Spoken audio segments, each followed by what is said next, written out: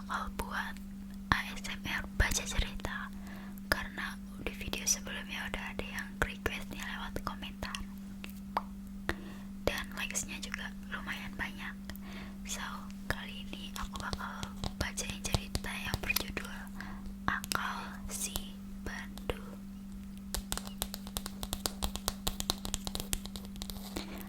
Aku langsung aja pindah kamera biar kalian bisa ngeliat ini bukunya, ceritanya, gambarnya kayak gimana. Oke guys, kalau kalian lihat ini tuh aku kayak gini ya. Oke, dan aku mau langsung aja bacain ceritanya. Hai guys, ini adalah kamera kedua, jadi kenapa aku nggak bacanya ngeliatin muka aku, karena aku mau kalian fokus lihat buku cerita ini.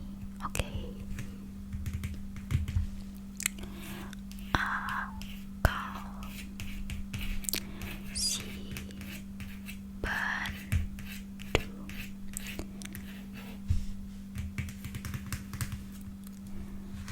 Oke, yang pertama ini sampul. Langsung aja ke ceritanya. Oke.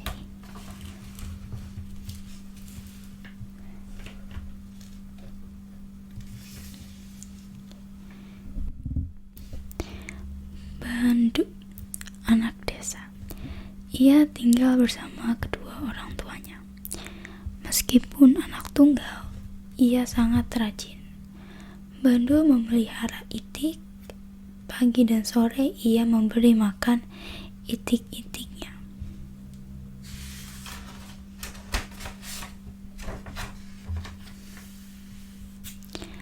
Kuek, kuek, kuek. Suara itik bersaut-sautan. Ibu, ayah, lihat, itik-itik itu mulai bertelur, teriak Bandu. Ayah dan ibu segera menuju kandang. Kamu boleh menjual telur itu, nak, kata ayah. Iya ayah, uangnya akan kutabung, sambung Bandu.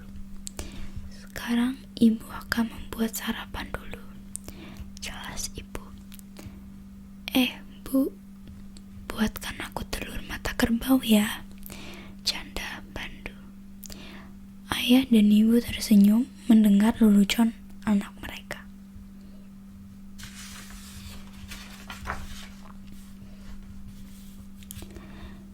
Di sekolah, Bandu bercerita kepada teman-temannya. Jerih payahnya memelihara itik sudah ada hasilnya. Wah, kamu beruntung, kata Sangkala. Kamu bisa punya uang sendiri. Selamat Taliu. Telur itik juga tinggi gizinya, mencerdaskan otak kita, tambah Sangkala.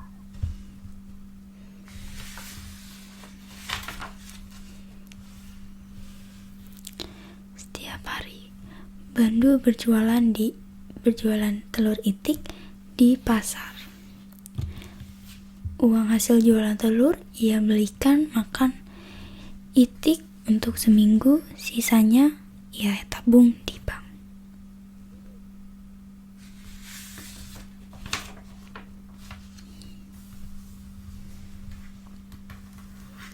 Suatu hari, Bandung kelihatan murung. Teman-temannya heran. Ada apa? Kamu tidak seperti biasanya? Tanya Ranggong. Bandu lalu bercerita kepada mereka. Ia merasa heran, sudah lebih dari seminggu itik-itiknya malas bertelur. Biasanya mereka bertelur setiap hari. Bandu tidak dapat menjual telur itiknya ke pasar. Jangan-jangan telur itikmu dicuri orang, kata Ranggong. Tetapi siapa yang mengambilnya ya? Balas Bandu. Aku curiga dengan Tombong.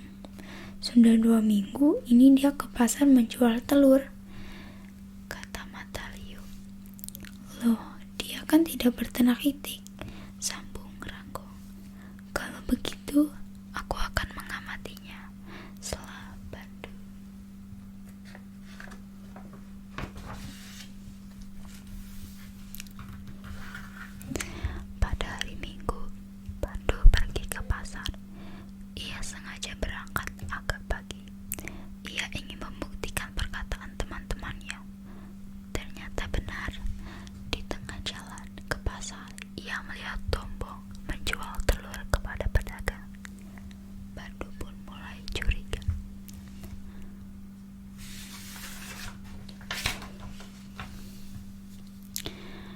Dalam perjalanan ke rumah, Bandu mulai berpikir.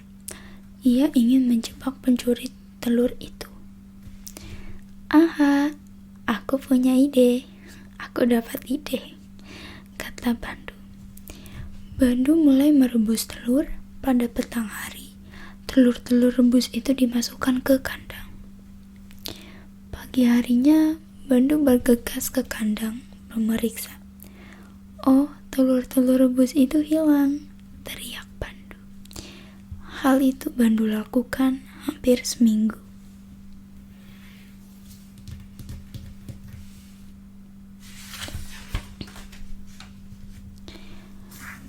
Hari Minggu, Bandu tidaklah seperti biasanya.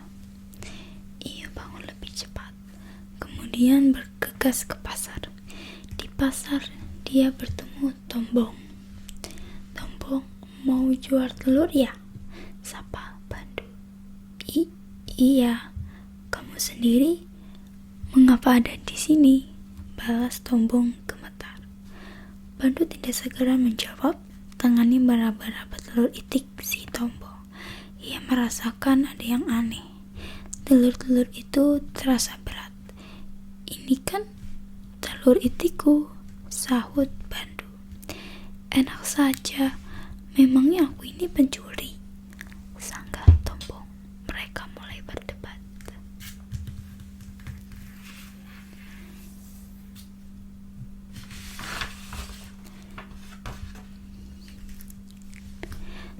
Tombong mengajak Bandu ke rumah Daeng Rewa, tokoh masyarakat yang disegani.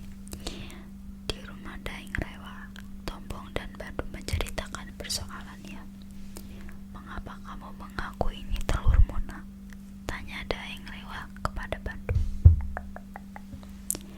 Bandu membisikkan sesuatu kepada Daeng Rewa. Daeng Rewa kemudian memandang Tombong. Tombong, telurmu itu mentah atau dimasak? Tentu saja telur mentah, Daeng. Kau baru datang dari kandang, jawab Tombong yakin. Oh, begitu. Tapi Bandu bilang ini telur rebus.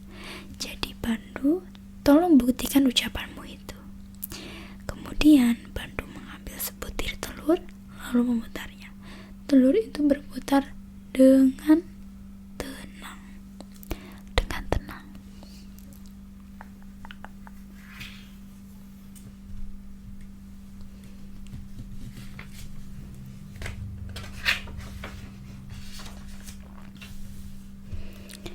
Bandu, apa maksudmu ini?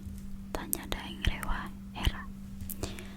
Daeng, telur mentah kalau diputar akan goyang dan berguling. Lalu kalau dimasukkan air akan mengambang, sedangkan telur masak akan tenggelam. Jelas Bandu. Oh, begitu. Coba sekarang kamu pecah saja supaya kita dapat melihatnya dengan yakin, pinta Daeng Rewa. Bandu memecah salah satu telur tersebut. Tombong terkejut. Ternyata telur itu memang telur rebus. Akhirnya Tombong mengakui perbuatannya. Dialah yang selama ini mencuri telur-telur itik Bandu.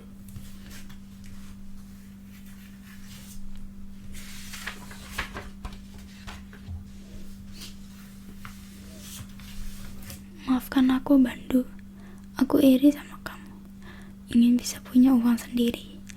Tapi aku tidak tahu harus berbuat apa. Aku siap dihukum atas perbuatanku ini, pinta Tombong. Setiap orang pasti pernah berbuat salah.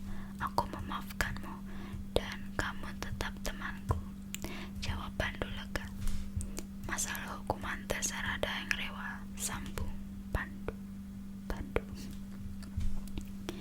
Daeng Rewa menganggukkan kepalanya, tanda setuju. Tombong menerima hukuman dari Daeng Rewa. Ia harus membersihkan sampah di pasar selama 4 minggu. Semenjak kejadian itu, Tombong tidak lagi mencuri. Bahkan kini Tombong belajar pada Bandu agar dapat berternak itik sendiri. Oke, sudah selesai.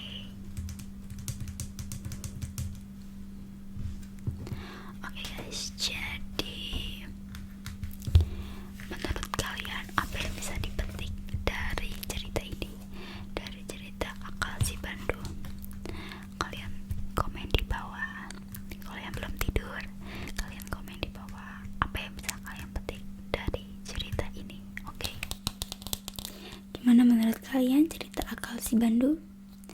Aku juga nyoba cerita soft spoken. Jadi bisik-bisik, ada suara aslinya sedikit gitu.